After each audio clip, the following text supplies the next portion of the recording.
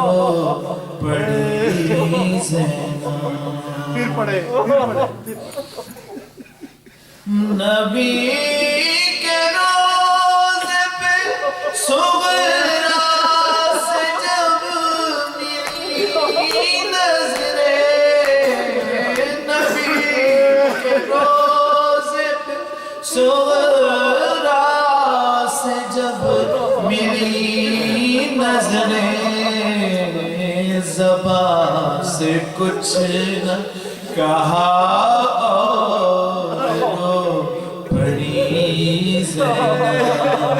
زبان سے کچھ نہ کہا اور رو پڑی زینب بچا نہ کوئی تو شبیر بن گئی زینب دیار شام غریبان کی روشنی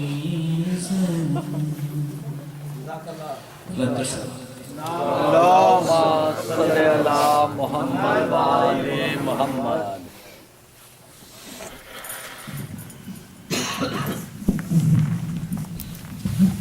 بالجی کے ساتھ اللہم صلی علی محمد و آل محمد درخواست کرتا ہوں مولانا مرزا جواد صاحب سے کہ تشریف لائیں اور آئے محمد و آل محمد سلام اللہم صلی علی محمد و آل محمد نعرہ تکبیر اللہ اکبر نعرہ تکبیر اللہ اکبر نعرہ رسالت یا رسول اللہ نعرہ رسالت یا رسول اللہ نعرہ حیدری یا علی حیدری یا علی حیدری یا علی آواز بلند صلوات اللہم صلی علی محمد و آل محمد مومنین سے گزارش کی جاتی ہے ایک مرتبہ سورہ فاتحہ اور 3 مرتبہ سورہ اخلاص کی تلاوت فرما کر مرحومین سید آغا شہزادی بیگم میر اقبال علی خان عباس بیگم مرزا غلام رضا نواب بیگم باقر آغا اور مرزا عباس رضا کی پورے ساتھ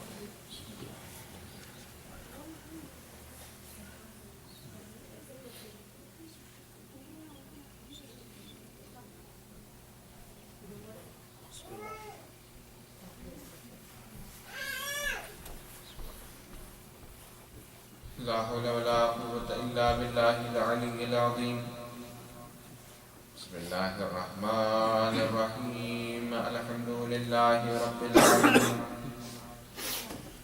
الحمد لله الذي يخلق ولم يخلق ويرزق ولا يرزق ويطعم ولا يطعم ويميت الأحياء ويحيي الموتى وهو حي لا يموت بيده الخير وهو على كل شيء قدير نعم المولى ونعم النصير حسبنا الله ونعم الوكيل ثم الصلاة والسلام والتحية والإكرام على سيدنا ونبينا وطبيب نفوسنا أبي القاسم المصطفى محمد اللهم صل على محمد وعلى محمد وعلى آله الطيبين الطاهرين المعصومين المظلومين الهداة المهديين الذين أذهب الله عنهم الرجس وطهرهم تطهيرا اللهم صل على محمد وعلى محمد واللعنة الدائمة الباقية على أعدائهم أجمعين من يوم ظلمهم وعداوتهم إلى قيام يوم الدين آمين رب العالمين أما بعد قال الله تبارك وتعالى في كتابه الأعلى بسم الله الرحمن الرحيم قال إني جاعل للناس إماما وقال الله تبارك وتعالى إني جاعل في الأرض خليفة وقال الله تبارك وتعالى وهو الذي بعث في الأميين رسولا صلوات محمد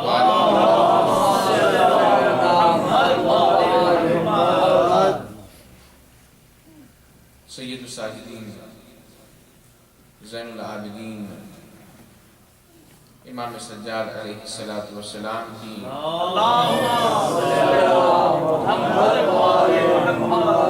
شہادت کی مناسبت سے اس مجلس عزا کا انعقاد کیا گیا. موضوع جس طرح سے کہ آیت سے روشن ہے، خلافت و امامت و بعثت ہے. قرآن مجید کی 3 آیتوں کی تلاوت کا میں نے شرف حاصل کیا کہ جس میں اللہ تبارک و تعالی فرماتا ہے کہ میں بے شک زمین میں خلیفہ بناتا ہوں. دوسری آیت میں فرماتا ہے کہ اے ابراہیم بے شک میں نے تمہیں امام بنایا. تیسری آیت میں فرماتا ہے کہ وہی وہ پروردگار ہے کہ جو لوگوں کے درمیان نبی اور پیغمبروں کو بھیجتا ہے.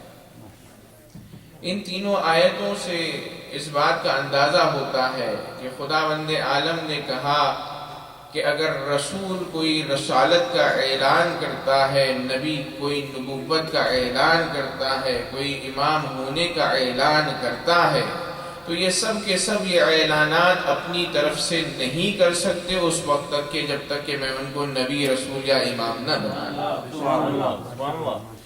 عزیزان گرامی، ہمارا اور اہل سنت کا جو صرف اختلاف ہے وہ تعین خلیفہ میں ہے. تاریخ میں اگر جائزہ لیا جائے تو ہر مسلمان آج بھی خلافت کو مانتا ہے، خلافت میں جھگڑا نہیں ہے، خلیفہ وہ بھی مانتے ہیں، ہم بھی مانتے ہیں. لیکن بحث یہاں پر ہے کہ خلیفے کا تعین کیا انسانوں کی طرف سے ہوتا ہے، یا انسان دوسرے انسان کو اپوائنٹ کرتا ہے، یا شورا خلیفہ بناتی ہے، یا خلافت کا تعلق اصلاً اللہ تبارک و تعالیٰ کی جانب سے.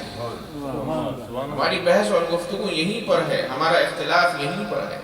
عزیزان گرامی، آج کی اس نشست میں میں آپ کو 3 دلیلیں دینا چاہتا ہوں. ایک عقلی دلیل اور ایک قرآنی دلیل اور ایک حدیثی دلیل کہ جس سے یہ واضح ہو جاتا ہے کہ امامت، نبوت، خلافت، وصایت جتنے آسمانی عہدے ہیں وہ سارے کے سارے اللہ کی طرف سے متعین ہوتے ہیں. عزیزان گرامی، عقلی دلیل کو اس طرح آپ کی خدمت میں پیش کیا جا سکتا ہے کہ مثلا اگر کوئی شخص کسی کا بڑا کارخانہ ہو اور وہ کارخانہ قیمتی چیزوں کا ہو، مثلا قیمتی جواہرات کا ہو، اور وہ کارخانے کو انسان نے بڑی محنت سے بنایا ہو، اور وہ کارخانہ صرف ایک انسان سے متعلق رکھتا ہو، تو عزیزان گرامی جب انسان ایک محنت سے ایک کارخانے کو بناتا ہے کہ جس میں بہت ساری باریکیاں ہیں، تو اپنی زندگی میں جس شہر میں وہ کارخانہ بنایا گیا ہے اگر وہ اس کارخانے کو چھوڑ کر ایک شہر سے دوسرے شہر جاتا ہے تو عقل یہ کہتی ہے کہ کارخانے کے مالک کو ایک نائب اپنی جگہ اپنی غیبت میں معین کرنا چاہیے. عقل کا تقاضا یہی ہے. اور عزیزان گرامی جتنی باریکیاں کارخانے میں ہوں گی اس قدر اس بات کو، اس تصور کو قوت حاصل ہوتی جائے گی کہ عقل مند انسان وہ ہے کہ جو اپنی غیر موجودگی میں بالخصوص وہ کارخانہ کہ جس سے ہمیشہ تک چلنا ہے تو ایک نمائندے کو رکھنا چاہیے کہ جسے سارے کارخانے کے اسرار سے آگاہی ہو. عقل اس بات کا تقاضا کرتی ہے. عزیزان گرامی کوئی شخص ایک شہر سے دوسرے شہر چلا جائے اور نمائندہ نہ چھوڑے تو ایسے شخص کو ہم غیر معقول شخص کہتے ہیں.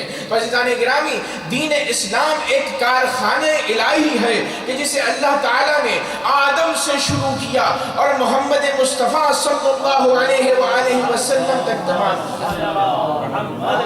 اور ہر نبی کو کتابیں دی، ہر نبی کو اوصیاء کیے. سارے پیغمبر اللہ کی طرف سے چنے گئے، سارے انبیاء اللہ کی طرف سے چنے گئے. ساری کتابیں جو ہمارے پاس آئی ہیں وہ انسان نے نہیں بنائی بلکہ پیغمبروں کو بھی حق نہیں تھا کہ وہ اپنی طرف سے اپنی جانب سے کتاب لکھ دیں. بلکہ اللہ تبارک و تعالیٰ نے سب کچھ لکھ کر بھیجا اور انہیں یہ مقام عطا کیا کہ وہ جو اللہ تعالیٰ نے میسج دیا ہے اسلام کا اسے پیغمبر آگے پہنچاتے جائیں۔ اب برادران گرامی قرآن مجید کی یہاں پر ایک آیت پڑھوں گا کہ جس سے پیغمبر کا کام پتہ چلتا ہے۔ اللہ تبارک و تعالیٰ فرماتا ہے وَمَا أَنزَلْنَا عَلَيْكَ الْقُرْآنَ إِلَّا لِتُبَيِّنَ لَهُمُ الَّذِي اخْتَلَفُوا فِيهِ۔ اے محمد ہم نے تم پر قرآن کو نازل نہیں کیا سوائے اس لیے کہ آپ قرآن کو لوگوں میں بیان کریں، بالخصوص ان لوگوں میں کہ جو قرآن کو لے کر ایک دوسرے سے اختلاف کرتے ہیں۔ توجہ فرمائیے گا عزیزان گرامی، یعنی قرآن مجید اللہ تعالیٰ نے نازل کر دیا ہے، آسمانی کتابیں اللہ تعالیٰ نے نازل کر دی ہے، لیکن آسمانی کتابوں کے نزول کے باوجود بھی امت کے درمیان آیات کو لے کر اختلاف پایا جاتا ہے۔ اور پیغمبر کا کام کیا ہے؟ پیغمبر اس اختلاف کو سلجھائیں۔ رسول اللہ جب جب اپنی زندگی میں کوئی بھی اختلاف قرآن مجید کو لیتا تو اس کی اصلاح فرماتے، مسئلے کو حل کر جاتے۔ اب عزیزان گرامی قرآن مجید نازل ہوا ہے قیامت تک کے لیے، تو اب قیامت تک کے لیے ہر زمانے میں کوئی ایک فرد کا ہونا ضروری ہے کہ جو قرآن مجید کو بالکل محمد کی طرح سمجھائے اور امت کے اختلاف کو ختم کرے۔ سبحان اللہ سبحان اللہ سبحان اللہ۔ اور جو یہ کرے گا وہی رسول اللہ کا وسیع اور خلیفہ قرار پائے گا۔ اب عزیزان گرامی اس مقدمے کے بعد آئیے تاریخ میں جائزہ لیتے ہیں کہ رسول اللہ کی وفات کے بعد کون شخص تھا کہ جس نے جب بھی قرآن مجید میں اختلاف ہوا ہو تو راہ حل بتایا ہو سوائے علی بن ابی طالب۔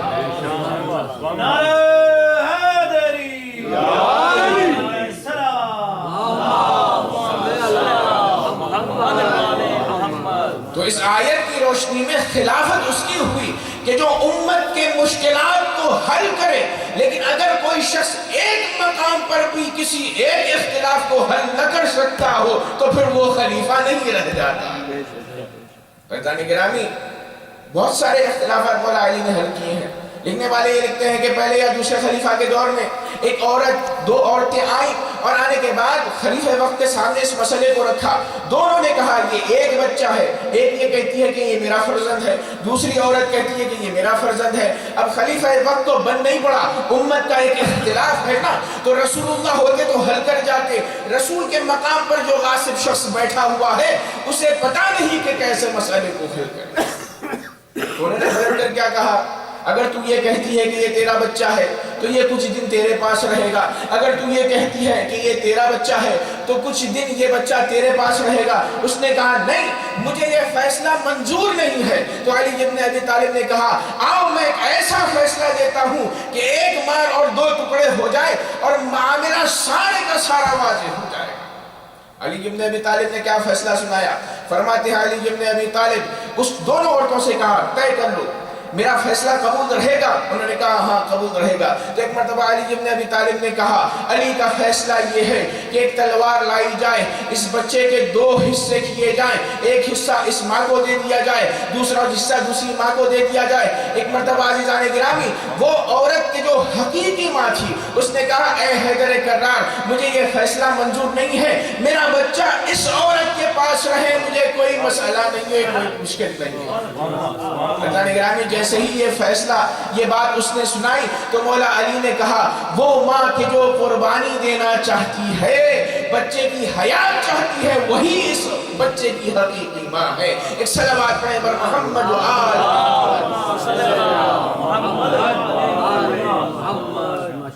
کہا یہ بچہ جو ہے اس ماں کا۔ تو عزیزان گرامی جو رسول اللہ کے بعد مسائل کو حل کرے، چاہے علمی ہو، چاہے فقہی ہو، چاہے تفسیر قرآن ہو، ہر مسئلے کو جس طرح رسول اللہ نے حل کیا ویسے علی نے حل کیا۔ اس کا مطلب یہ ہے کہ بعد از رسول اللہ خلافت علی بن ابی طالب ہوا صفات سے اگر دیکھا جائے، اور پھر اس کے بعد قرآنی دلیل کہ خلیفہ اللہ بناتا ہے۔ قرآن مجید میں اللہ تعالیٰ نے مختلف جگہوں پر فرمایا، ایک اور آیت ہے جس میں فرماتا ہے وَجَعَلْنَا مِنْهُمْ أَئِمَّةً يَهْدُونَ بِأَمْرِنَا بِمَا لَمَّا صَبَرُوا وَكَانُوا بِآيَاتِنَا يُوقِنُونَ، اور ان میں سے کچھ کو ہم نے ائمہ بنایا ہے کہ جو ہمارے حکم سے لوگوں کی ہدایت کرتے ہیں، اور یہ ہم نے انہیں امام اس لیے بنایا ہے کہ کیونکہ انہوں نے اس دنیا میں صبر کیا وَكَانُوا بِآيَاتِنَا يُوقِنُونَ اور ان کی صفات ان ائمہ کی یہ ہے کہ وہ اللہ کی آیات اور نشانی میں ذرہ برابر شک نہیں بلکہ کلی طور پر یقین رکھتے ہیں۔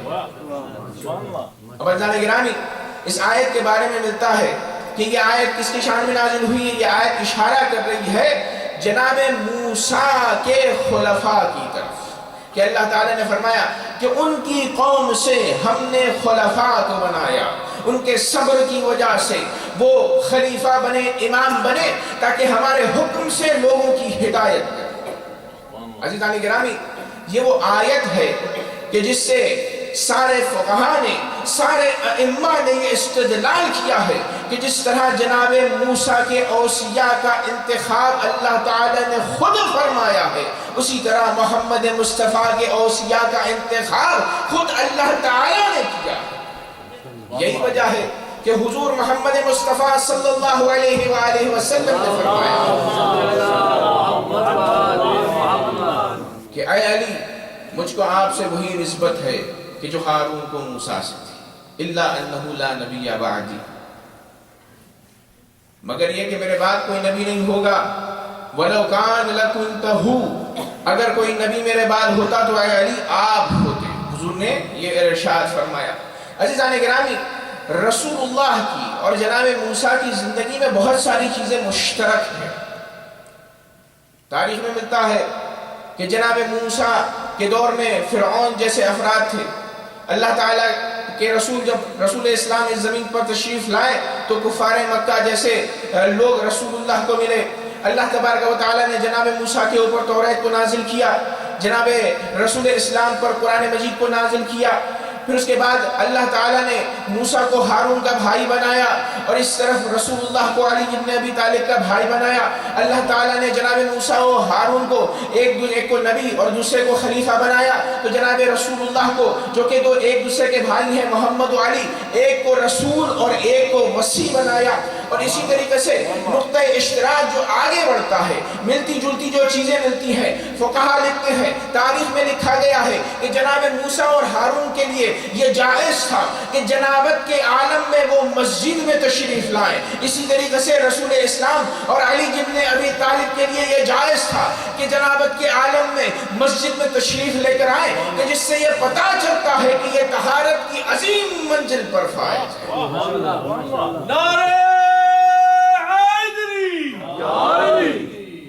اور نقطہ اشتراک کیا ہے ان دونوں کے درمیان؟ رسول اللہ کے بعد خلیفہ رسول سے زوجہ رسول نے جنگ کی، جنگ جمل میں، اور اسی طریقے سے جناب موسیٰ کے وصی تھے یوشع بن نون، ان کی زوجہ صفورہ نے جناب ہارون کے مقابلے میں جنگ کی۔ اور عزیزان گرامی جو اہم نقطہ اشتراک ہے، سملیرٹی ہے، وہ یہ ہے کہ جناب موسیٰ کے اللہ تعالیٰ نے 12 خلیفہ بنائے اور محمد کے بھی اسی طرح 12 خلیفہ بنائے۔ اور قرآن مجید میں اس کا تذکرہ ہے وَبَعَثْنَا مِنْهُمُ 12 نقیبا، 12 کا تذکرہ ہے۔ اللہ تعالیٰ نے جناب موسیٰ کے لیے موسیٰ کے بعد 12 نقباء کو مقرر کیا، 12 خلفاء کو مقرر کیا۔ یہ قرآن مجید میں ہے وَبَعَثْنَا مِنْهُمُ 12 نقیبا، نقیب کہتے ہیں سردار کو، امیر کو۔ تو جناب موسیٰ کے بعد 12 ان کے اوصیاء تھے، خلفاء تھے۔ رسول اسلام نے وہی لفظ 12 والا اپنی حدیث میں استعمال کیا ہے۔ فرماتے ہیں حضور محمد مصطفیٰ صلی اللہ علیہ وآلہ وسلم ان هذا الامر لا ينقضي حتى يمضي فيهم 12 خلیفہ كلهم من قریش۔ حضور نے فرمایا کہ یہ امر ہدایت ختم نہیں ہوگا مگر یہ کہ میرے بعد اللہ تعالیٰ 12 یعنی 12 خلفاء کو متعین فرمائے گا، اور سارے کے سارے قریش سے۔ عزیزان گرامی تو یہ سملیرٹی یہاں پر آئی ہوئی ہے۔ اور ایک دوسری جو نقطہ اشتراک ہے، جو اہم نقطہ اشتراک ہے کہ جناب ہارون کے 3 فرزند تھے، شبر و شبیر اور مشبر، اور انہی نام کے اوپر علی ابن ابی طالب کے فرزندوں کا نام رکھا گیا، حسن و حسین و حسین۔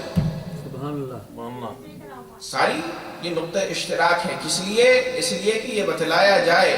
حضور نے جو فرمایا کہ اے علی میرے بعد آپ کی مثال ویسے ہی ہے کہ جیسے ہارون کا جو رشتہ موسیٰ سے تھا وہی رشتہ آپ کا مجھ سے. یعنی رسول گرامی قدر یہ ساری سملیرٹیز کو بتا رہے ہیں تاکہ امت یہ سمجھ جائے کہ بعد رسول اللہ خلیفہ بلا فصل علی بن ابی طالب ہے. ایک صلوات پڑھیں بر محمد و آل محمد.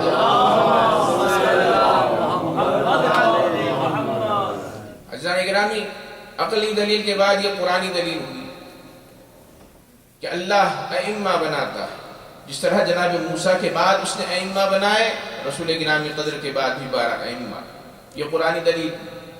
اور پھر اس کے بعد دلیل روائی حدیث کی دلیل غدیر خم کی حدیث ہے کہ جس میں زید بن ارقم نقل کرتے ہیں کہ جب ہم حج بیت اللہ سے واپس آ رہے تھے تو رسول اللہ نے قافلے کو غدیر خم میں روکا اور روکنے کے بعد کہا کہ یہاں پر سارے کے سارے انتظار کریں، جو آگے بڑھ گئے ہیں وہ پیچھے آئیں، جو پیچھے رہ گئے ہیں ان کا انتظار کیا جائے. اور پھر اس کے بعد حضور نے فرمایا انی تارکم فیکم الثقلین، جان لو کہ میں تمہارے درمیان 2 گراں قدر چیزیں چھوڑے جا رہا ہوں. کتاب اللہ، ایک گراں قدر چیز اللہ کی کتاب، وعطرتی اہل بیتی، اور میری عطرت اہل بیت. ما ان تمسکتم بہما لن تضلوا بعدی، جب تک تم ان سے منسلک رہو گے، متمسک رہو گے تو تم گمراہ نہیں ہوگے. پھر اس کے بعد رسول گرامی نے قدر نے فرمایا اللہ مولایا وانا مولا کل مؤمن و مؤمنہ، اللہ میرا مولا ہے، میں ہر مومن اور مومنہ کا مولا ہوں. پھر اس کے بعد فرمایا من کنت مولاه فهذا علی المولا، میں جس کا مولا ہوں علی اس کے مولا ہوں. عزیزان گرامی ولایت کا اعلان ہوا، لیکن مجھے یہاں پر حدیث ثقلین پر تھوڑا سا آپ کو روکنا ہے. حضور نے کیا فرمایا؟ کہا انی تارکن فیکم الثقلین، بے شک میں ہی وہ ہوں کہ جو تمہارے درمیان 2 سنگین اور گراں قدر چیزیں چھوڑے جا رہا ہوں. رسول نے یہ نہیں کہا کہ ایک چیز، کہا 2 چیز چھوڑے جا رہا ہوں. کتاب اللہ، اللہ کی کتاب، وعطرتی اہل بیتی، اور میری عطرت اہل بیت کے اطہار. یعنی رسول اللہ کی زندگی میں رسول اللہ نے یہ بتلا دیا کہ میرے بعد ہدایت کی جو ذرائع ہیں وہ 2 ہیں، ایک قرآن ہے اور دوسرے عطرت ہے. تو اگر رسول کی زندگی میں کوئی یہ شخص کہے کہ حسبنا کتاب اللہ، اللہ کی کتاب ہمارے لیے کافی ہے، تو وہ قول رسول کا منکر ہوا ہے. ایک صلوات پڑھیں بر محمد و آل محمد. ظاہر سی بات ہے انی تارکن، میں 2 چیزیں چھوڑ رہا ہوں تمہارے درمیان، ثقلین کہ جو سنگین ہیں. اور حضور نے فرمایا ایک اس میں سے دوسرے کے اوپر زیادہ سنگین ہے. یہ نہیں بتایا کہ کون کس پر زیادہ سنگین ہے، گراں قدر کون ہے، کوئی کس کو کس پر برتری ہے. قرآن و اہل بیت، 2 چیزوں کو میں نے ثقلین کو چھوڑا ہے. اب عزیزان گرامی ثقل کہتے ہیں اس چیز کو کہ جو بہت زیادہ قوی ہو، بہت زیادہ مضبوط ہو، جو ٹھوس ہو، اسے ثقل کہا جاتا ہے عربی زبان میں. ثقلین ایک اللہ کی کتاب ہے. اللہ کی کتاب کس قدر ثقیل ہے، کس قدر وزن ہے، کس قدر ٹھوس ہے. اس قدر ٹھوس ہے کہ قرآن مجید میں اللہ تعالیٰ نے فرمایا لو انزلنا هذا القرآن على جبل لرأيته خاشعا متصدعا من خشیۃ اللہ. اللہ کی کتاب اس قدر گراں قدر ہے کہ اگر اس کو اللہ تعالیٰ انسان کے بجائے پہاڑ پر نازل کرتا تو پہاڑ ریزہ ریزہ ہو جاتا. رسول کی بات ہی کو فرما رہے ہیں نا، آیت بتلا رہی ہے، رسول کی بات کی تائید ہو رہی ہے کہ ثقل ہے یہ قرآن مجید. اور اہل بیت اطہار کیسا ثقل ہے، اہل بیت اطہار کی عظمت بھی اس قدر زیادہ ہے کہ اللہ تعالیٰ قرآن مجید میں فرماتا ہے فَلَمَّا تَجَلَّى رَبُّهُ لِلْجَبَلِ جَعَلَهُ دَكَّا. موسیٰ کے واقعے میں کہ جہاں پر لوگ اللہ کو دیکھنا چاہ رہے تھے تو اللہ نے ایک نور چمکایا پہاڑ کے اوپر کہ جیسے ہی وہ نور چمکا تو پہاڑ ریزہ ریزہ ہو گیا. روایتیں کہتی ہیں کہ جو نور اللہ تعالیٰ نے چمکایا تھا وہ نور اہل بیت اطہار تھا. صلوات پڑھیں بر محمد و آل محمد. عزیزان گرامی ایک طرف اللہ کہہ رہا ہے کہ قرآن کو اگر وہ نازل کرتا کس کے اوپر، پہاڑوں کے اوپر، تو وہ ریزہ ریزہ ہو جاتے. تو یہ ثقل ہے. اور دوسری طرف اہل بیت اطہار ثقلین ہے. ایک وہ ثقل ہے قرآن، دوسرا ثقل اہل بیت اطہار ہے، عطرت ہے، کہ جن کے نور کو جب متجلی کیا کوہ طور پر تو کوہ طور ریزہ ریزہ. پھر اس کے بعد حضور نے فرمایا لن یفترقا، یہ دو ثقل جو ہیں یعنی قرآن اور اہل بیت ایک دوسرے سے جدا نہیں ہو سکتے. یہ جو جملہ ہے نا، یہ لفظ لن یفترقا، ایک دوسرے سے جدا نہیں ہو سکتے ہیں، یہی بتلا دیتا ہے کہ عطرت سے مراد کون ہے. کیوں؟ اس لیے کہ حضور نے ایک جگہ فرمایا علی مع القرآن والقرآن مع علی، علی قرآن کے ساتھ ہے اور قرآن علی کے ساتھ ہے. وَلَن يَفْتَرِقَا، اور یہ دونوں ایک دوسرے کے ساتھ اس قدر ساتھ ہیں کہ کبھی قیامت تک ایک دوسرے سے جدا نہیں ہوں گے. حَتَّى يَرِدَ عَلَيَّ الْحَوْض، یہاں تک کہ یہ دونوں ساتھ ساتھ حوض کوثر پر مجھ سے ملیں گے.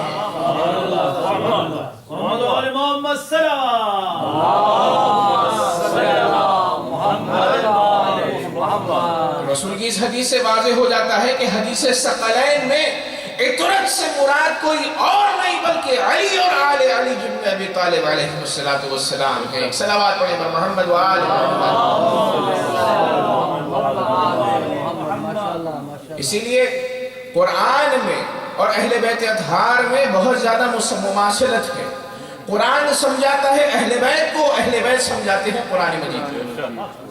دونوں ایک دوسرے کے مفسر ہیں، دونوں ایک دوسرے کو بتلاتے ہیں، دونوں ایک دوسرے کی عظمت کو بیان کرتے ہیں. ہمارے استاد فرماتے تھے کہ قرآن مجید وہ کتاب ہے کہ جو اہل بیت کا قصیدہ پڑھتا ہے، اور اہل بیت وہ ہے کہ جو قرآن کا قصیدہ پڑھتا ہے. اسی لیے کہا جاتا ہے کہ قرآن کا ایک حصہ اللہ تعالیٰ کی متعلق صحبت کرتا، گفتگو کرتا ہے، ایک حصہ احکام کو بیان کرتا ہے، ایک حصہ تاریخ کو بیان کرتا ہے، اور چوتھا جو حصہ ہے مولا علی نے کہا وہ چوتھا حصہ قرآن مجید کا وہ ہے کہ جو خاندان اہل بیت کا قصیدہ پڑھتا ہے. ایک صلوات پڑھیں محمد و آل محمد. اہل بیت کو قرآن سے سمجھیے اور قرآن کو اہل بیت سے سمجھیے. ان دونوں کے درمیان بہت اشتراک ہے، یہ دونوں ایک دوسرے سے جدا نہیں ہیں. کیا چیزیں ملتی جلتی ہیں؟ یہ چیزیں ملتی جلتی ہیں کہ قرآن مجید وہ کتاب ہے کہ جس میں اللہ تعالیٰ نے فرمایا وَلَا رَطْبٍ وَلَا يَابِسٍ إِلَّا فِي كِتَابٍ مُبِينٍ. یہ وہ کتاب ہے کہ جس میں ہر خشک و تر موجود ہے. یہ قرآن مجید ہے نا. اب آئیے علی ابن ابی طالب کے بارے میں حضور نے کیا فرمایا. اللہ تعالیٰ نے جب آیت نازل کی وَكُلَّ شَيْءٍ أَحْصَيْنَاهُ فِي إِمَامٍ مُبِينٍ، کہ ہر چیز امام مبین میں اللہ تعالیٰ نے اسے سمو دیا ہے، تو حضور نے فرمایا امام مبین سے مراد علی ابن ابی طالب ہے. تو قرآن میں ہر چیز کا ذکر موجود ہے، علی ابن ابی طالب میں ہر چیز کا ذکر موجود ہے. اور قرآن مجید وہ کتاب ہے کہ جو تبیان لکل شیء، ہر چیز کو قرآن بیان کرتی ہے. اور ادھر علی ابن ابی طالب کہتا ہے سلونی سلونی، مجھ سے پوچھو، علی ہر چیز کو بیان کر سکتا ہے. نعرہ حیدری، نعرہ سلام.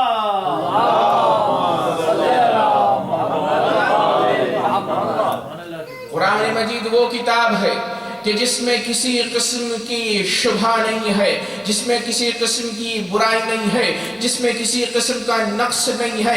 کوئی بھی آیت اٹھا کر کوئی یہ چیلنج نہیں کر سکتا کہ فصاحت و بلاغت اور عربی اعتبار سے آیات قرآن مجید میں کسی قسم کا جھول نظر آتا ہے. کیوں؟ اس لیے کہ جب رسول اللہ قرآن مجید لے کر آئے تھے تو حضور نے فرمایا اگر کسی کی مجال ہے تو اس قرآن کی مثال کوئی اور کلام لے کر آؤ. کوئی قرآن کلام لے کر نہیں آ سکتا. تو قرآن مجید وہ کتاب ہے کہ جس میں کسی قسم کا نقص نہیں پایا جاتا. اہل بیت اطہار وہ قرآن ناطق ہیں کہ جن کے بارے میں اللہ تعالیٰ نے فرمایا یہ ہر رجس سے دور ہے اور اللہ تعالیٰ نے انہیں قرآن کی طرح ہر برائی سے پاک رکھ رکھا ہے. وَيُطَهِّرَكُمْ تَطْهِيرًا، اور آپ کو پاک رکھنے کی طرح اللہ تعالیٰ نے پاک رکھا ہے. ایک صلوات پڑھیں بر محمد و آل محمد.